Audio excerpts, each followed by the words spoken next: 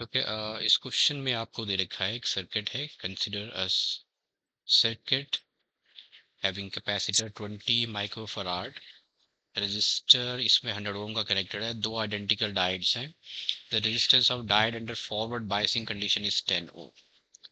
तो time constant दे रखा है आपको, अल्फा को इक्वेट करके अल्फा की वैल्यू फाइंड आउट करनी है। ओके, इस सर्किट में अगर आप देखो तो आपके पास है डीसी वोल्टेज, ये डीसी वोल्टेज है। तो करंट फ्लोज, अब यहाँ पे देखो जब सर्किट को टर्न ऑन करेंगे तो करंट एक ही डायरेक्शन में फ्लो करेगा to charge the capacitor in this direction. Okay, तो ये रजिस्टर इस रजिस्टर से होता हुआ जब इधर आएगा तो इसमें दो आइडेंटिकल डायोड्स हैं यहाँ पे।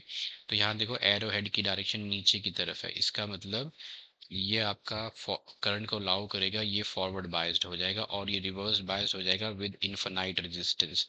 तो इस तरफ तो ओपन सर्किट है, ये आपका ओपन सर्किट है, इसको आप हटा सकते हो। ये आपका फॉरवर्ड बायस्ड है। Forward biased means this is simply acting as a wire जो करंट को अलाउ करेगा फ्लो होने के लिए, और इसकी जो रेजिस्टेंस है वो आपकी है 10 ओम। तो अब सर्किट की जो इक्विवेलेंट रेजिस्टेंस आ जाएगी, सर्किट की जो इक्विवेलेंट रेजिस्टेंस आ जाएगी, एक ये 100 ओम है, 100 प्लस ये जब फॉरवर्ड बायस्ड हुआ तो इसकी रेजिस्टेंस होगी 10 ओम। तो 110 ओम जो है सर्किट की इक्विवेलेंट रेजिस्टेंस है।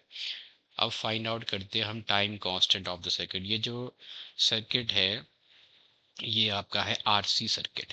तो टाइम कांस्टेंट जो है आरसी सर्किट का that is given by the formula, वो रहता है resistance equivalent into the capacitance.